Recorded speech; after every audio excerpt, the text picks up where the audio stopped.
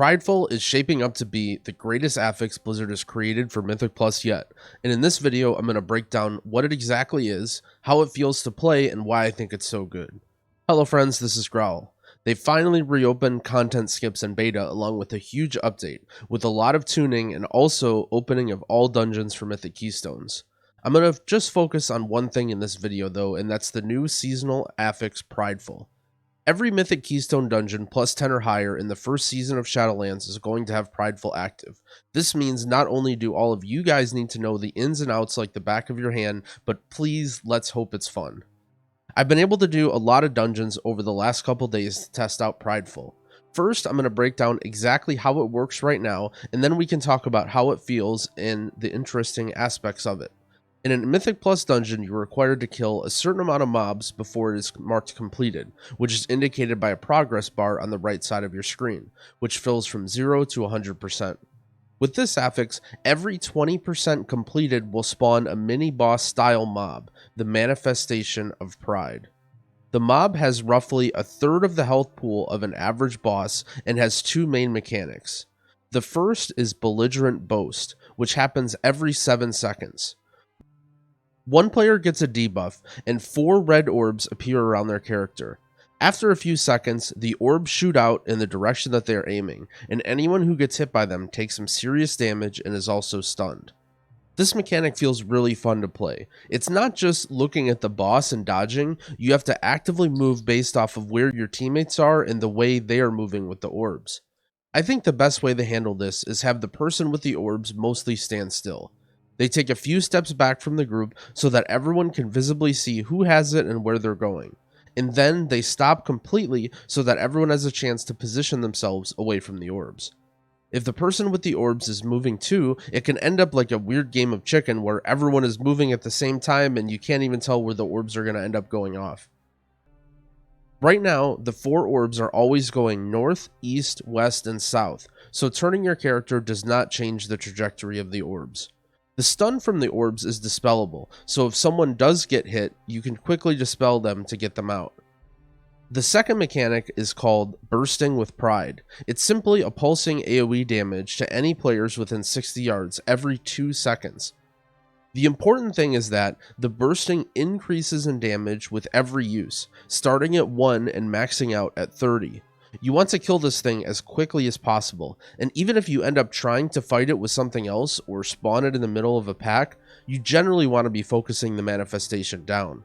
Once it gets to 30 stacks, this thing hurts. You need heavy defensive cooldowns and maybe even healer cooldowns to live on high keys.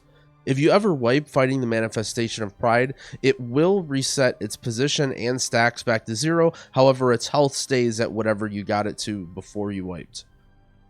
This thing is really fun to fight. The orbs are a pretty interesting dance that keep you watching out constantly because you need to see all of your teammates. You want to not get hit, but at the same time, you're really trying to min-max your damage and healing because this thing hurts bad and you want it to die quick. I love the fact that it's dealing slowly increasing pulsing damage to your group, making it actually fun to heal, compared to some other previous mini-boss type affixes that have little to no healing involved. I'm wondering if there's any sort of weak or add-on that will be developed to help people with this. It would be cool if nothing really exists other than a timer. Mechanics aside, I didn't even get to the coolest part. After you slay this thing, all living party members nearby get a buff. The buff grants you 30% damage, 60% movement speed, and 5% mana per second for a full minute. This means the next pack or boss you fight is going to be easier, given that your whole party has this huge buff.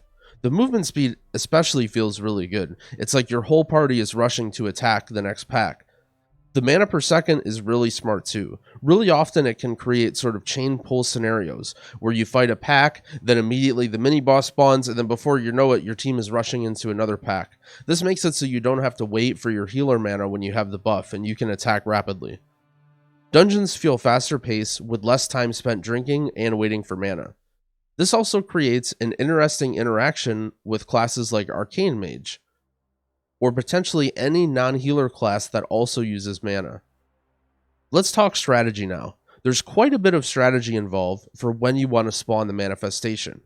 You have to be careful not to spawn it when you are already fighting difficult mobs. Once you break each 20% mark, it will spawn almost instantly. I think in higher level Mythic Plus, you will see it being fought sometimes with other packs whenever possible, but just starting off, I would probably recommend just fighting this thing by itself. You should always be aware of your current mob total and when the next Prideful will spawn.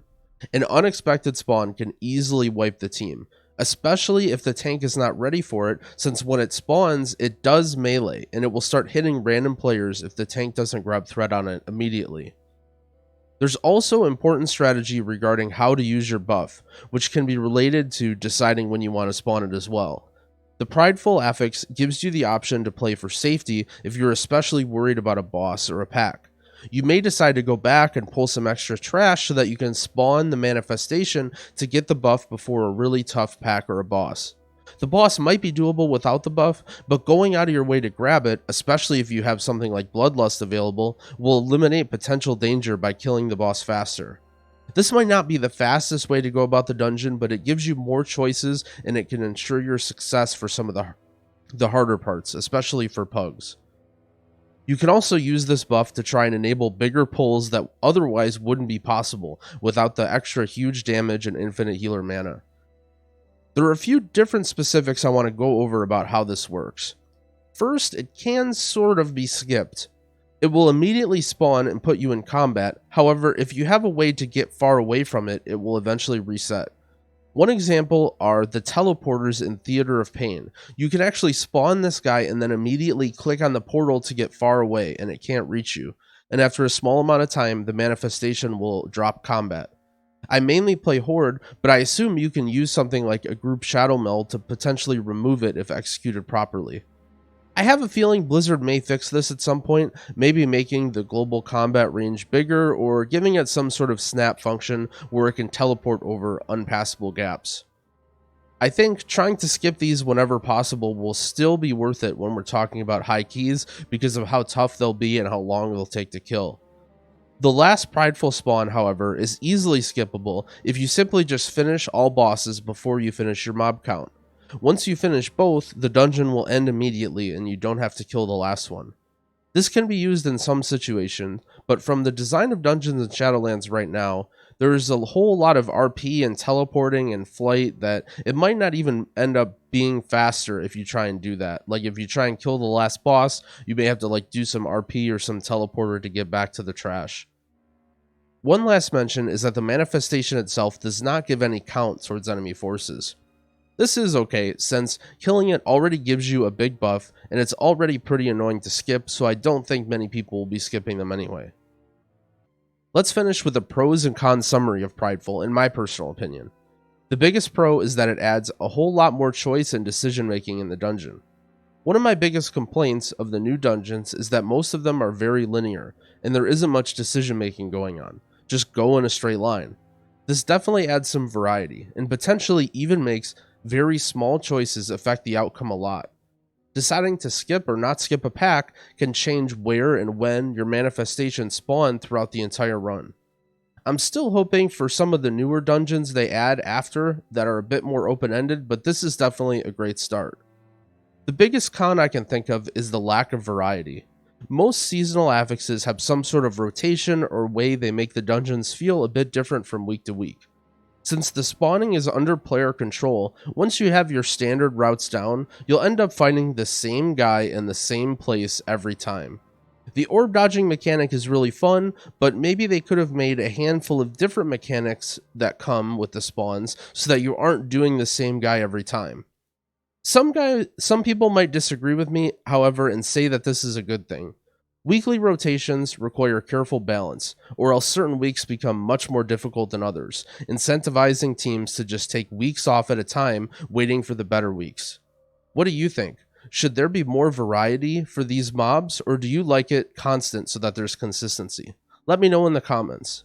Thanks for watching. If you enjoyed the video, I'd appreciate it if you'd liked it and subscribed to my channel. I'll be coming out with tons of guides and content mainly focused on Mythic Plus and Shadowlands. Happy keying.